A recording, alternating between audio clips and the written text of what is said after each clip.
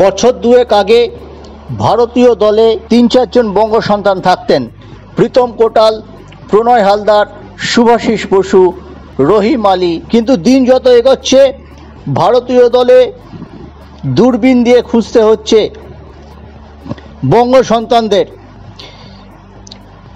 গত ৬ই জুন যুব ভারতীতে ভারত কুয়েত ম্যাচে ঘোষিত 23 জনের দলে 2 জন বঙ্গ সন্তান ছিলেন, শুভাশিস বসু এবং রহিম আলী।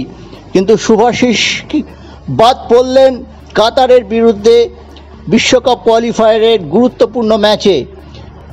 কাতারগামী দলে তাকে রাখেননি। তিনি শুভাশিসের জায়গায় জয় গুপ্তাকে খুঁজে পেয়েছেন। রয়েছেন মেহতাব সিং, 3 পরিচিত গোলকিপার বিশাল কায়েত, অমরিন্দর সিং এবং গুরপ্রীত সিং যাচ্ছেন। নরেন্দ্র গেহলট জায়গা পেয়েছেন এই দলে।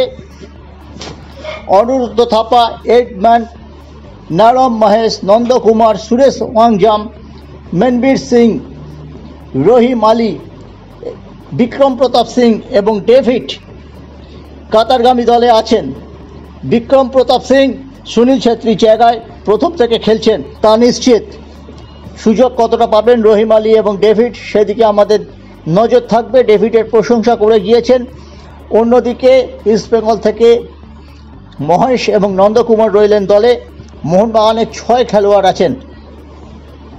দেখা যাক, প্রচণ্ড ইন্টারেস্টিং পর্বে রয়েছে এই গ্রুপটি।